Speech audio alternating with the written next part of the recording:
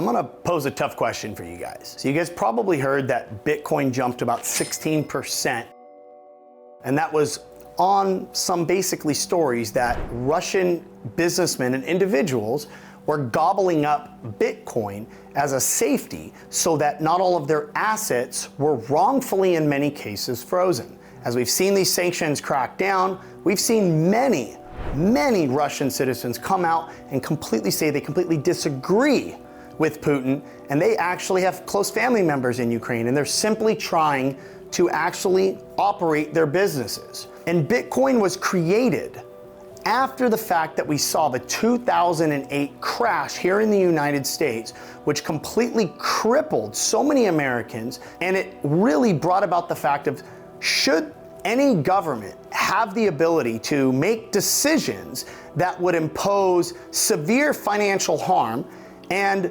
if those decisions did not work out in their best interest, do they simply have the ability to print away their problems, leaving so many, in this case Americans, back in 2008, left holding the bag, where all of their assets fell in price, while we saw these major big corporations as good friends to the US government, like AIG, Bank of America, and Chase, simply right off into the sunset.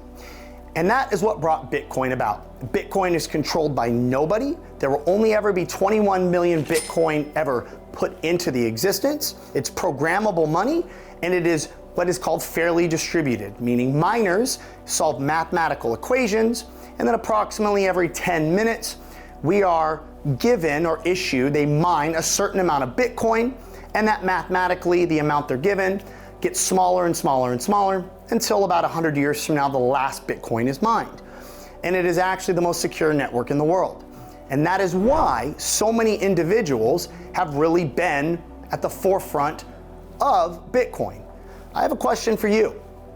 What if our president here in the United States made a decision that forced companies to kill your business and countries to kill your business? Maybe they put a vaccine restriction, and that anybody that didn't get a certain type of shot was no longer allowed to conduct business with certain other countries. Or maybe there was an individual here in the US that made a military decision that you voted to not have that person in office, and you just truly care about taking care of your family. But yet, all of the money that you held, not just here in your US bank accounts, but around the world, was frozen. And you had no way to actually take care of your family.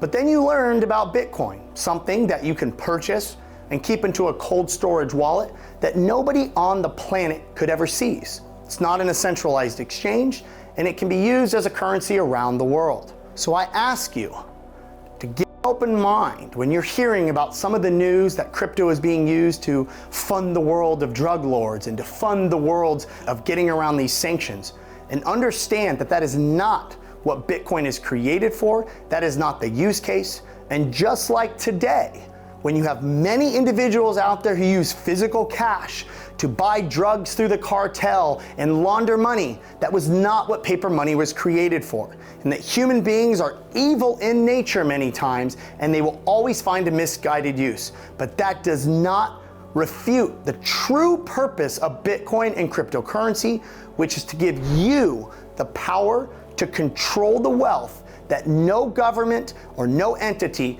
could inflate away your wealth for you to take care of your family.